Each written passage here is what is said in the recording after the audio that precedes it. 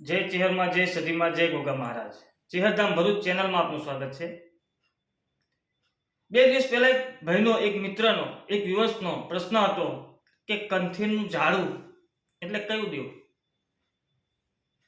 સાહેબ, કંથીરનું ઝાડું એટલે એની જો વ્યાખ્યા આપો તો આપણા દેવના નંબરિયા ચાલુ થાય.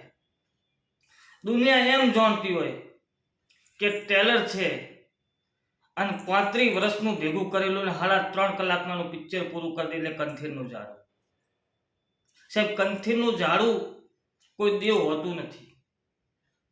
હોનાના મઢમાં બેઠી હોય કે 5 ઈંટના ગોખલે બેઠી હોય, બધા જ દેવ કંથીરના ઝાડા જેવા હોય છે. પણ એ કંથીરનું ઝાડું એ દેવને આપણે બનાવવું પડે છે. કેવી રીતે? કે આપણે કઈ રીતે દેવને બનાવી શકીએ? તો સાહેબ, જેમ એક વાલી તરીકે જેમ બાળકને કુમળું છોડો એનો ઉછેર કરે અને જેવું ધારો તેવું એ બાળકને બનાવી શકો છો, તેવી જ રીતે આ દેવનામાં અને આ દેવગતિમાં પણ કંઈક આવું છે કે દેવ તમને મળી જાય. અને કંથીરનું ઝાડું કેવી રીતે તૈયાર થાય? કે સાહેબ, એ કહી દે અને માતા કહી દે, તમારા મઢની દેવી કહી દે, તમારા મઢનું ડેરું કહી દે કે આ સૂરજ નથી, આ ચંદ્ર છે, તો તમારે માની લેવાની તૈયારી હોય કે આ ચંદ્ર છે.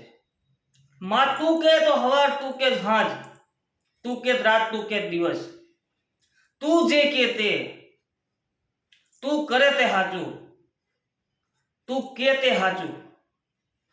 સાહેબ, એનો દોડ છૂટે, એની રજા હોય અને એ વાત કે એટલે વાત પૂરી થઈ જાય. આવો ભાવ રાખો અને આવો વિશ્વાસ રાખો તો એ કંથીરનું ઝાડું તૈયાર થાય છે.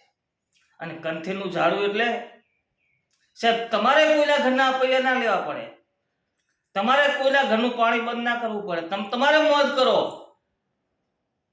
અને હમે વળગે એટલે તમે કહો ઢોલ વગાડવા છે, ઢોલ વાગે, અને તમે કહો કે મારે પિક્ચર પૂરું થયું, હવે ઘરે વાળીને આવતી રહે. એ કંથીરનું ઝાડું. અને આવા કંથીરના ઝાડા સોનાના, રૂપાના, ચાંદીના મંદિરમાં બેહે એવું નથી હોતું.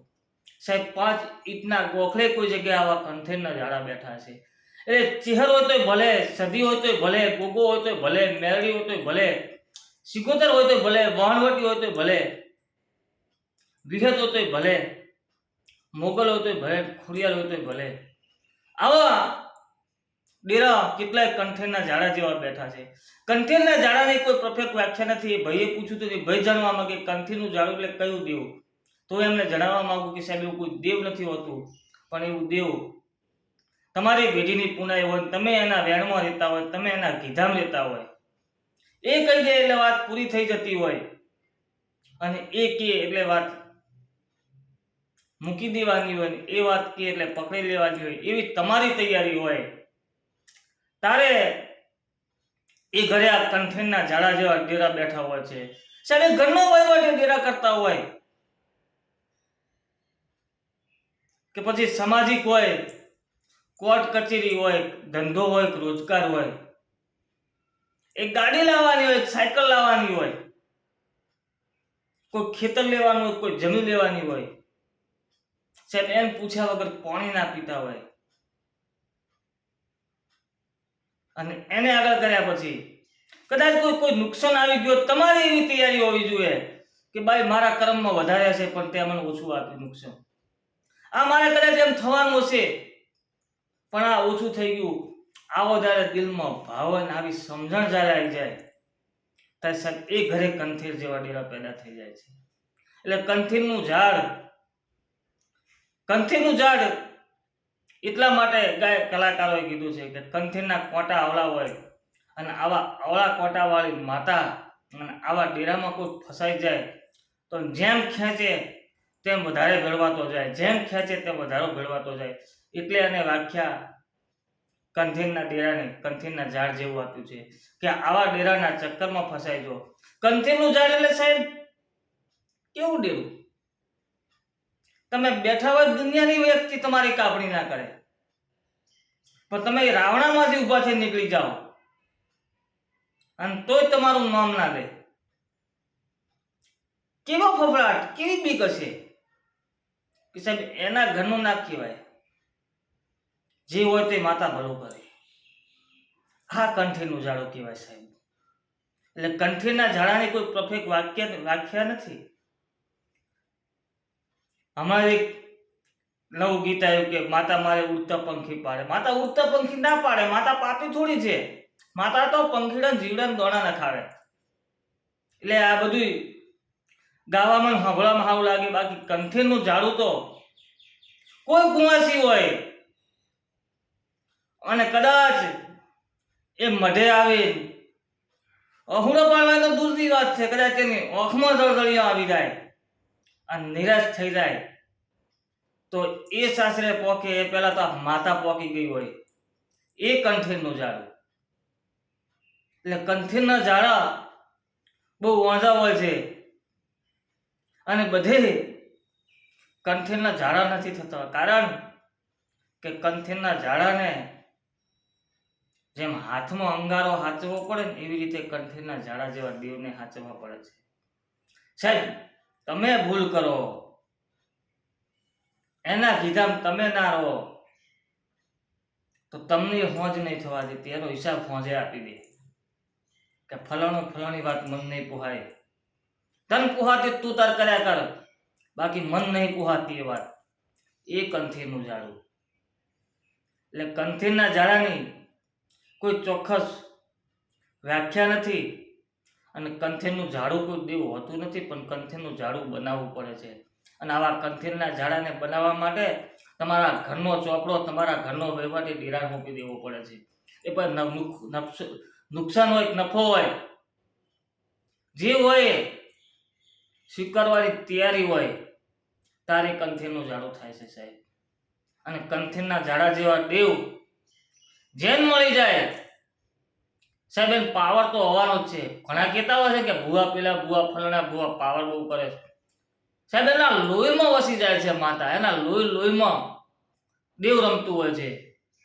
એટલે સાહેબ કોઈ ઊંચા અવાજે બોલે ને તો એ લોહી તાત્કાલિક ગરમ થઈ જાય છે. કેમ કે આવી કંથીરના ઝાડા જેવી માતા જોડે લઈને ફરતા હોય છે, ગભે બેહારીને ફરતા હોય છે.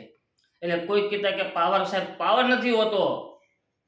પાવર તો માતાનો હોય છે અને પાવર માતાનો હોય છે અને માતાના નામ પર હોય છે. બાકી કોઈ ભૂવા પાવર નથી કરતા, પણ એમના લોહીમાં આ બેરું વસ્તુ હોય એટલે એમની બોલવાની થોડી પદ્ધતિ એવી હોય છે. એટલે કંથીરના ઝાડા જેવા દેવ કોને કીધા છે એની ઘણી મોટી વ્યાખ્યા, ઘણી બધા શબ્દો છે, પણ મારા મતે કે સાહેબ કંથીના ઝાડા જેવું દેવ હોતું નથી. કંથીના ઝાડા જેવું દેવ બનાવવું પડે છે અને આવા દેવ બનાવવા માટે તમારે એના વેણમાં એના વ્યવહારમાં ઉભું રહેવું પડે છે. એ કહી દે કે આ વાત પૂરી થઈ જવી જોઈએ, એ કહી દે કે આ વાત મૂકી દેવાની એટલે મૂકી દેવી પડે. અને આવા કંથીરના ઝાડા જેવા કારે જ્યારે નાનપણમાં જેના મા બાપ મરી ગયા હોય,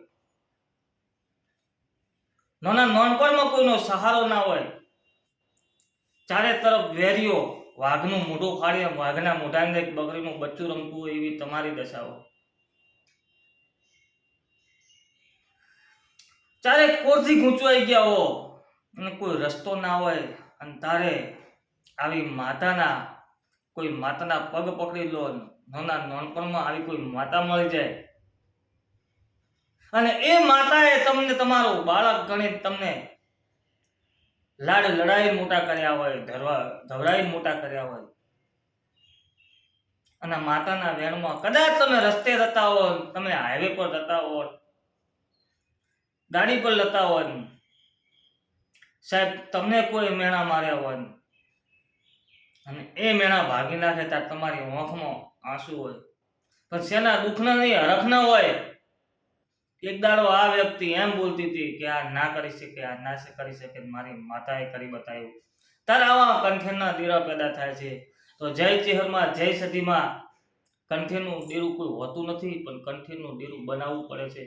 જય ચેહરમાં આજનો વિડીયો પસંદ આવ્યો શેર કરતા રહેજો, સબસ્ક્રાઈબ કરતા રહેજો. જય ચેહરમાં જય સદીમાં જય ગોગા મહારાજ જય મા હિંગળાજ.